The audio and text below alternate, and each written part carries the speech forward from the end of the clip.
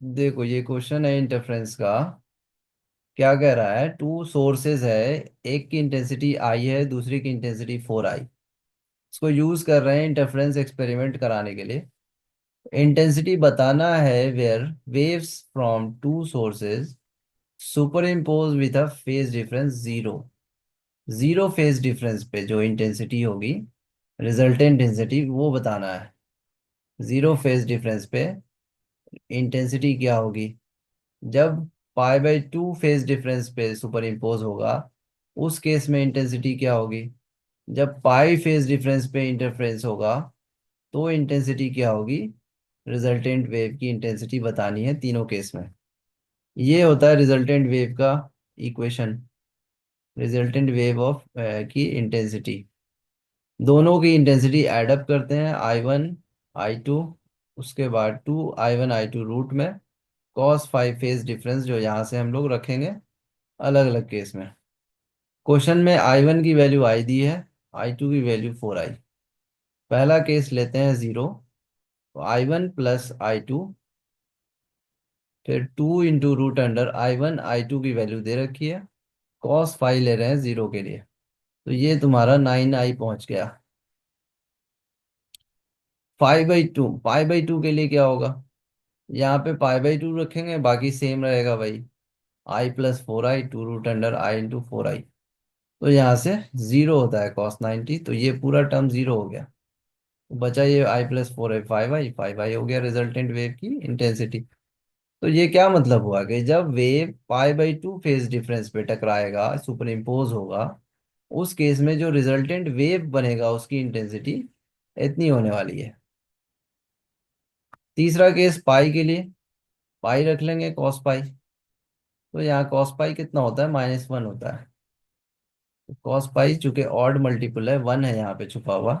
1 3 5 ये सब रहेगा तो -1 होती है। इवन मल्टीपल होता है तो उस केस में क्या हो जाता है, 1 होता है इवन मल्टीपल में। ठीक है। तो ये तुम्हारा 5I और -4I मिल करके आई हो गया। ये क्वेश्चन आसान था, ये हो जाना चाहिए था। देखो नेक्स्ट क्वेश्चन फिर ये है तुम्हारे पास।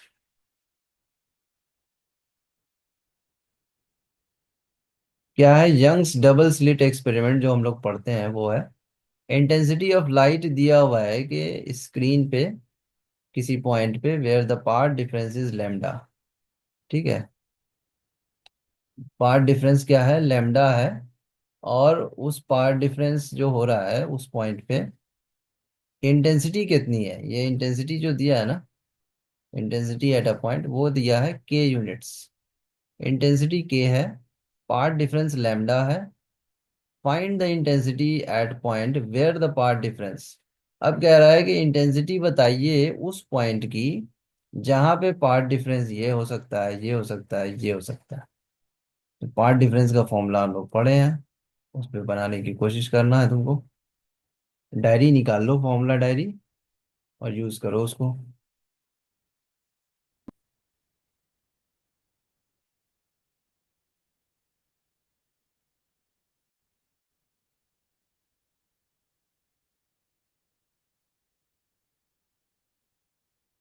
ये बेसिक फॉर्मूला यूज कर लिए, है ना।